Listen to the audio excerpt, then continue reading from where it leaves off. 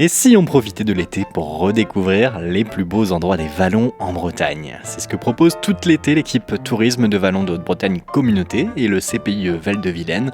Radio Laser vous emmène aujourd'hui à la chasse au trésor naturel dans les pas d'Émilie Dauphas, animatrice nature du CPIE, sur un site d'exception. Alors ici, nous nous trouvons sur un petit îlot à la Courbe, à Bourg-des-Comtes. Et donc, on vient pour découvrir la biodiversité de proximité. C'est un endroit ombragé, ça fait du bien, mais ça abrite aussi plein de secrets. Oui, exactement. Donc ici, on est vraiment sur les bords de la Vilaine, donc un endroit très frais, très agréable l'été, où les habitants ont l'habitude de venir en famille, pique-niquer et se détendre.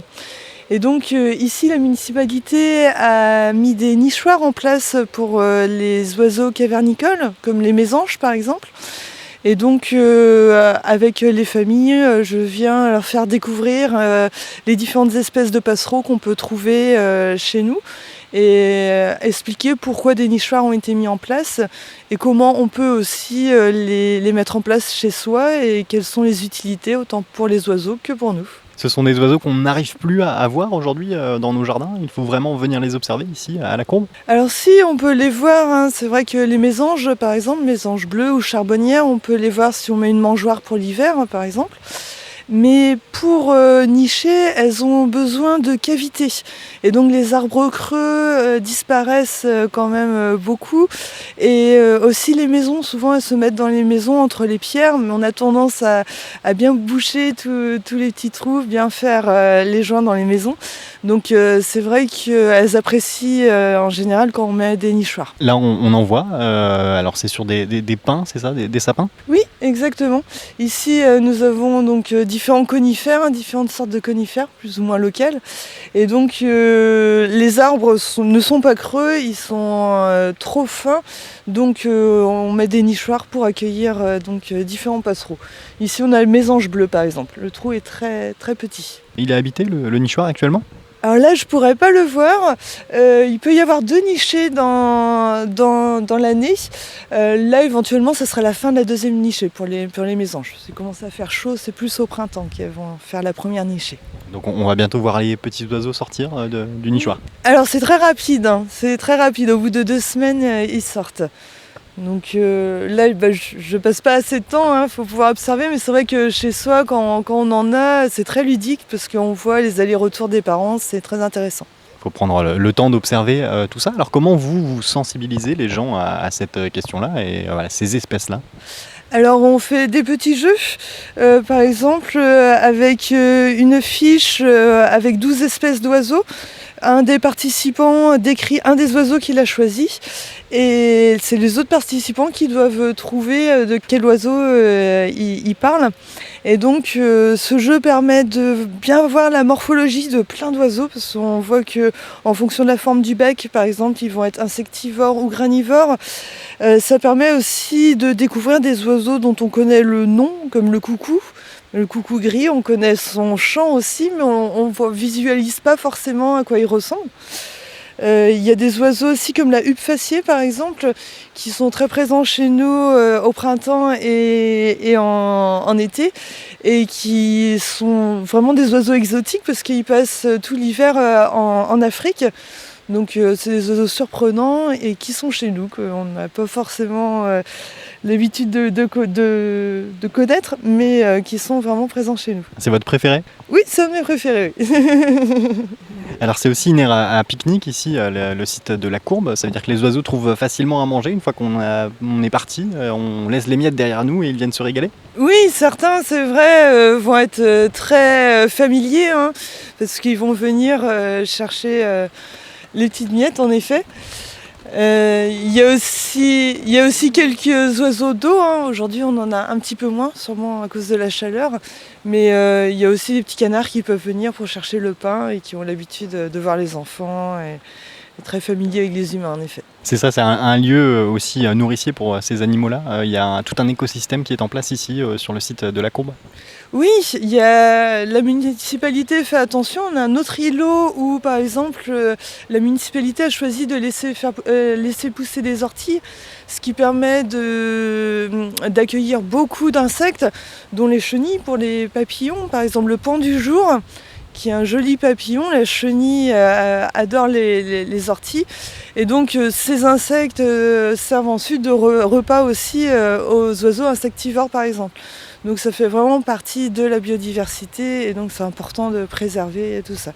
Et les humains aussi font partie de la biodiversité, donc ici c'est vrai qu'on a tout un écosystème qui est très, très intéressant. Est-ce que vous en profitez d'ailleurs dans ces visites pour sensibiliser les gens à cette question-là, à comment on peut cohabiter avec toutes ces espèces sans trop les déranger ? Exactement, on fait une petite chasse, je dirais, aux insectes avec des boîtes de loupe et des loupes. Et donc les gens voient d'eux-mêmes où on peut trouver un maximum d'insectes.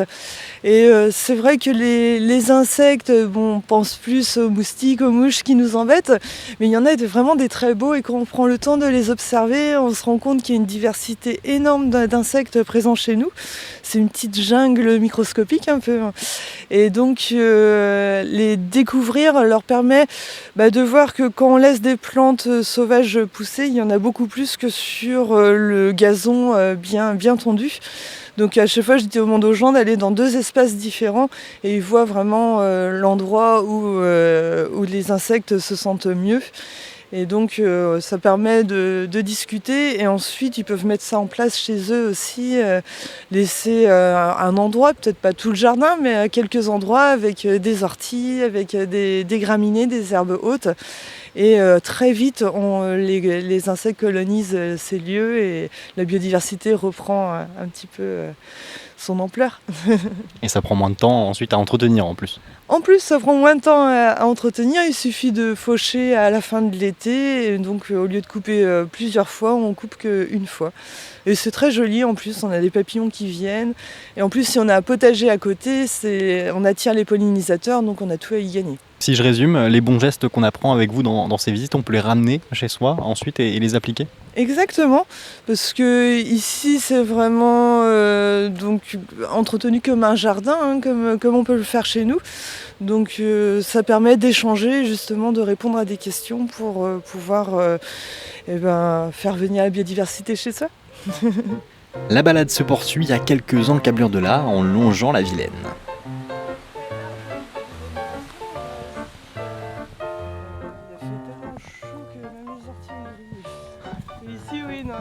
C'est ici en fait que les gens ne comprennent pas pourquoi ils laissent tout cet espace. Cet endroit aussi est assez intéressant parce qu'il y a les cyprès chauves qui sont des arbres qui viennent de Colombie, ils ne sont pas originaires d'ici et ils ont plus de 200 ans ces arbres. Okay. Ils peuvent atteindre 30 à 40 mètres de haut.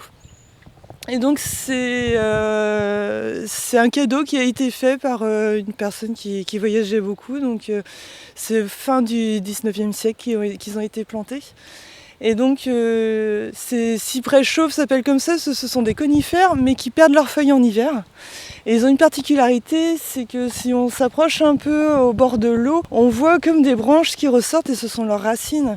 Et ils ont été très importants ici parce que grâce à ces racines, la berge n'a pas été grignotée par l'eau. Donc il y a d'autres endroits où il y avait des chênes, à l'autre côté de la berge, il y avait des chênes et ils se sont écroulés avec l'érosion. Que ici, les cyprès chauves ont permis de garder et préserver ce petit îlot de verdure. Et c'est vrai que quand on parle d'espèces nouvelles qui arrivent et qui ne sont pas endémiques à ce lieu, ça peut faire peur. On se dit souvent que ce sont des espèces invasives. Ça montre au contraire qu'on peut aussi les utiliser parfois et utiliser leurs bienfaits pour préserver un territoire. Alors l'idéal, c'est quand même de garder les essences locales. C'est vrai qu'il y a beaucoup de plantes invasives. Ici, ce sont des arbres, donc ils vont pas s'étendre comme certaines plantes, comme la jussie par exemple, qui s'étend beaucoup sur les bords de Vilaine et ailleurs aussi. Ici, ce sont des arbres, donc ce sont moins graves, mais non, il faut mieux quand même préserver nos essences locales au maximum. Bon, ils ont l'air de se plaire, en tout cas on a du mal à imaginer que le climat colombien est pareil que le climat breton. Alors, pas tout à fait, mais ici, ils ont les pieds dans l'eau, donc c'est vrai qu'ils se plaisent beaucoup.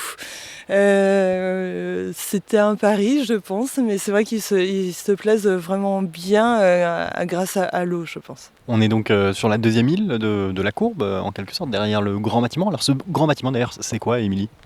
C'est un moulin. C'est un moulin qui a été utilisé pendant très longtemps et maintenant il est privé et sert d'habitation. Une personne qui l'a acheté, qui l'a rénové il y a quelques années. Un cadre magnifique pour vivre et un cadre magnifique pour venir pique-niquer, même si les habitués de ce lieu, de cette deuxième île, sont un petit peu déçus. Aujourd'hui, on ne peut plus pique-niquer aussi facilement qu'il y a quelques années sur cette île. Alors c'est vrai que cette deuxième île, la municipalité a fait le choix de laisser pousser les orties. Donc on voit des orties, des graminées. Donc il y a un peu moins d'espace pour jouer et pour pique-niquer. C'est aussi tout l'intérêt de mes interventions ici pour expliquer justement aux gens que il y a des bienfaits. C'est vraiment pour la biodiversité que ce choix a été fait. Et c'est vrai que il y a un mois à peu près, j'ai fait une animation ici et avec les gens, on a pu découvrir qu'il y avait beaucoup de chenilles, notamment les chenilles du pan du jour, qui est un papillon très joli. Et on dit que pour sa chenille, la plante hôte, donc la plante dont la chenille a besoin pour se nourrir et se développer, est l'ortie. Donc c'est vrai que je m'amuse avec les enfants et les adultes à rechercher les insectes sur du gazon et à des endroits où on laisse les herbes sauvages pousser et on se rend compte que les herbes sauvages sont vraiment des lieux où toutes sortes d'insectes peuvent se développer. Il y en a vraiment des très jolis et ces insectes vont ensuite servir de nourriture aux oiseaux insectivores et même à d'autres animaux. Donc ils font vraiment partie de la chaîne alimentaire. Donc c'est très important de préserver des espaces comme ça. Et les municipalités le font, mais on peut aussi le faire chez nous en tant que particulier, laisser des petites haies de graminées ou d'orties. Ça permet de voir des papillons et voir plein de vies se développer dans notre jardin. Mais là, donc, vous allez farfouiller dans les hautes herbes avec les visiteurs qui vous suivent dans ces visites ? Exactement, c'est comme une petite jungle, hein. On va chercher, alors on fait attention de ne pas blesser les insectes, de ne pas attraper aussi des insectes qui pourraient nous piquer, ou on fait attention aux chenilles qui peuvent être urticantes quelquefois. Donc il y a des boîtes de loupes pour attraper les insectes les plus inoffensifs et des loupes pour observer les chenilles ou d'autres insectes qui pourraient nous piquer par exemple.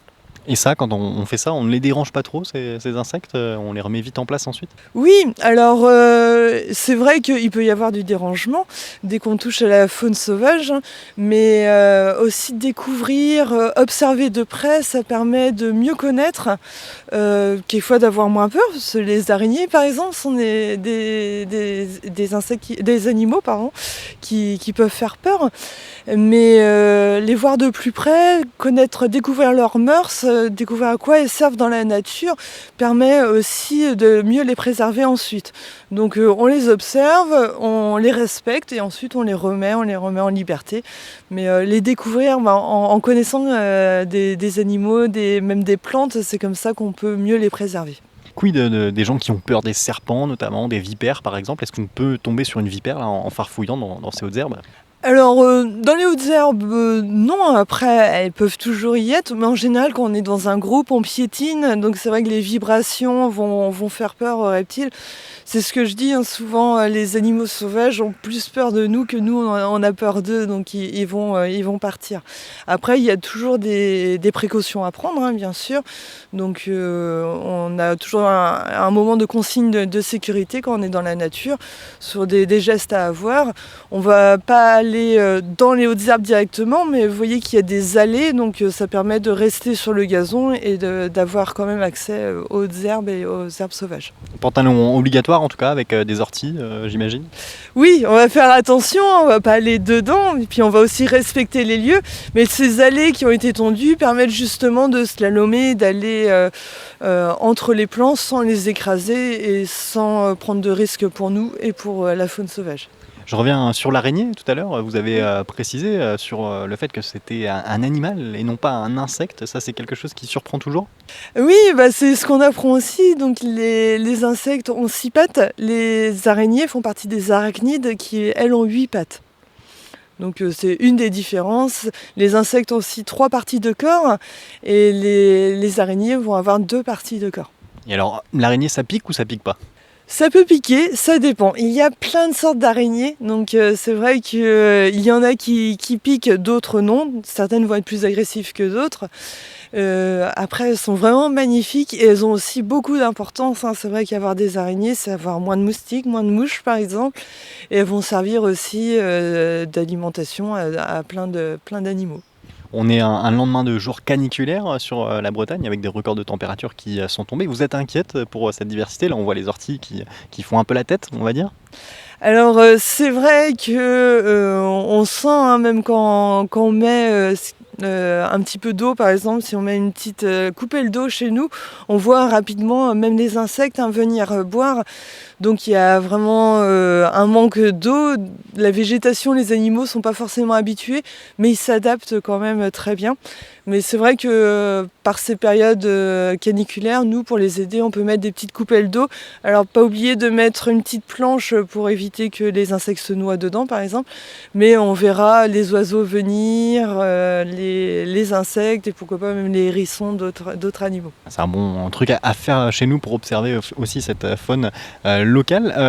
Le tour se poursuit par où habituellement? Il y a beaucoup de sentiers là dans le coin, dans les horizons? Alors oui, ensuite on peut continuer dans les bois, hein. Il y a vraiment un parcours intéressant avec une rivière. Moi en général je reste sur les 2 îlots ici pour les animations d'1 heure parce qu'on a souvent beaucoup de questions, beaucoup de découvertes, donc on peut pas marcher beaucoup, mais après c'est juste, je donne quelques clés en fait pour que les gens après puissent s'amuser à découvrir aussi la biodiversité, que ce soit chez eux ou dans d'autres espaces naturels. Et donc, et on fait aussi un petit jeu pour découvrir un peu la plus grosse faune, je dirais. Donc les mammifères qui peuplent aussi nos jardins et les bois à proximité. Là par exemple, on a quoi? Rassurez-nous, il n'y a pas de loup, il n'y a pas d'ours à proximité? Alors d'ours non, le loup il rôde un petit peu, hein, en Bretagne, on entend de temps en temps. Mais non, ça va plus être des renards, des sangliers, des blaireaux. Donc voilà, je montre différents objets avec les empreintes pour aussi les découvrir.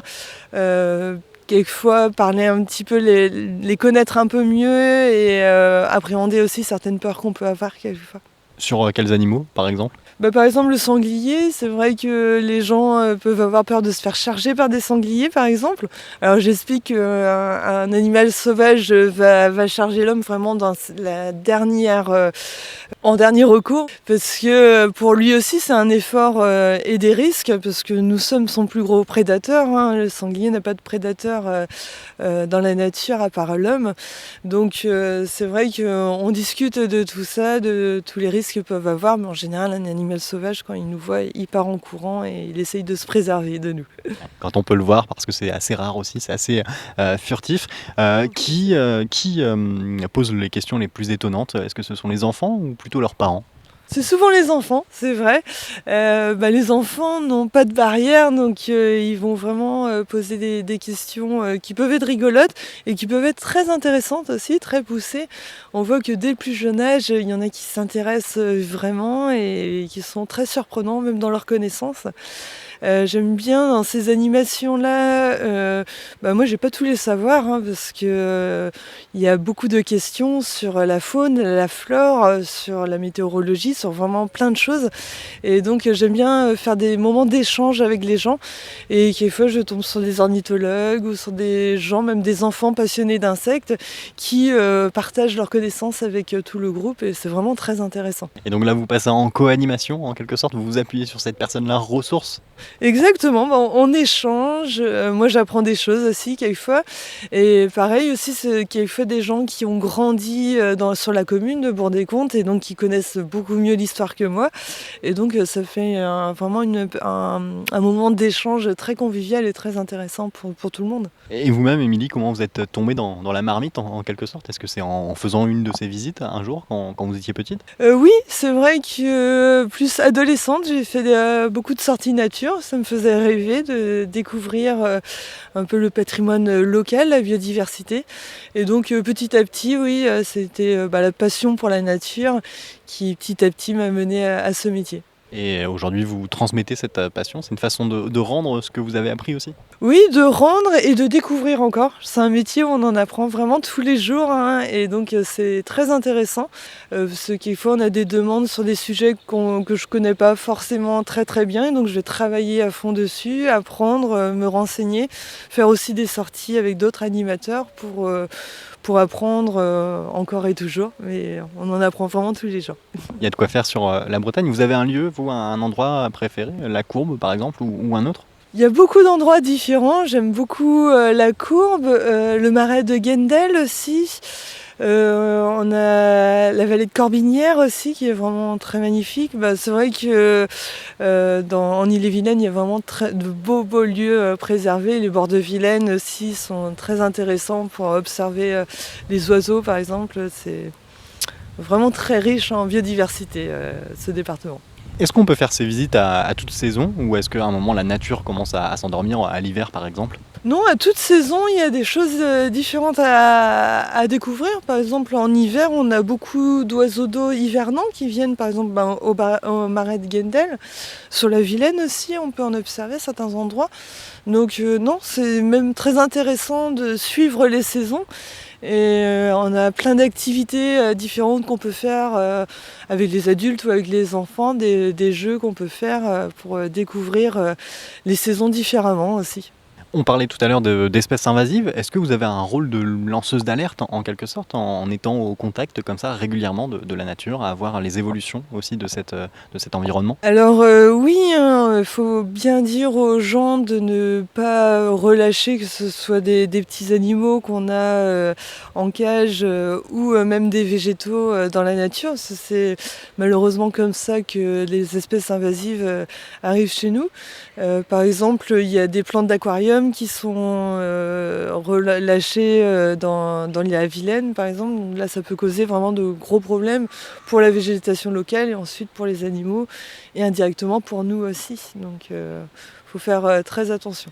Mais vous observez ces changements? On parle souvent de l'environnement, d'un monde qui change, du dérèglement climatique. Est-ce que vous-même, de votre expérience, vous avez déjà vu des choses évoluer dans les lieux, les visites que vous faites? Alors oui, on voit les insectes, hein. C'est vrai qu'on en voit de moins en moins, hein. Même si on remonte 10 ou 20 ans en arrière, quand on marchait pieds nus par exemple sur du gazon, on voyait beaucoup de criquets, de sauterelles qui sautent.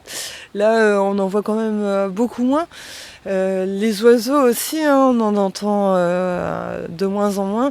Tout est lié, donc c'est vrai que c'est pour ça que les municipalités, encore une fois, recommencent à laisser de la végétation. Et c'est vraiment quelque chose que les propriétaires terriens doivent prendre l'habitude de faire si on veut préserver au maximum cette biodiversité. Ce sont des petits changements individuels qui permettront de relever ces défis de demain? Qui aideront en tout cas, qui aideront. C'est vrai que nous, au final, ça ne coûte rien. Au contraire, c'est de la découverte et de la richesse pour nous. Et il faut reprendre en fait les habitudes qu'avaient nos grands-parents, nos arrière-grands-parents, qui laissaient souvent des terres en jachère et qui permettaient justement pour la terre de la reminéraliser, de l'enrichir, et pour les insectes et la biodiversité de se développer. Dernière question, parce qu'on a un invité surprise. Qu'est-ce qui croisse comme ça? Alors là, on a une corneille qu'on entend juste au-dessus de nous. Oui. C'est une corneille et pas un corbeau donc? Non, nous on va plus avoir des corneilles par chez nous. Il n'y a pas de corbeau en Bretagne? Alors si, il peut y avoir des corbeaux, il peut y avoir aussi des choucas. Les corvidés sont très très présents. Et à quoi on fait la différence entre une corneille, un corbeau et un chouca? Alors ça va être au niveau de la taille, au niveau de la couleur aussi, pour le chouca des tours par exemple, qu'on va voir beaucoup sur les églises par exemple. Eh bien, merci beaucoup. Au plaisir, merci. Si vous souhaitez profiter du savoir d'Émilie, rendez-vous le 17 août prochain pour une nouvelle visite à la courbe. D'ici là, vous pourrez aussi partir sur les sentiers de la vallée du Canut. Prochain rendez-vous le 27 juillet. Si vous êtes plutôt féru d'histoire et de patrimoine, d'autres bons moments sont à partager. Le mercredi 5 août à la Mare au Mortier de Saint-Snou, vous pourrez découvrir les différentes techniques de pêche à travers les âges. Le Héac sera le centre de l'attention à l'occasion des Journées européennes du patrimoine les 17 et 18 septembre prochains, avec une balade à la découverte de ses ruelles et de ses vieilles pierres. Enfin, vous remonterez le temps à Saint-Malo-de-Filly le samedi 24 septembre. La commune est en effet le plus vieil atelier de Bretagne. On y a trouvé des outils datant de plus de 600 000 ans. De quoi aiguiser notre curiosité. A noter que tous ces rendez-vous sont gratuits, ouverts à tous, sur inscription. Rendez-vous sur le www.vallonenbretagne.fr pour en savoir plus.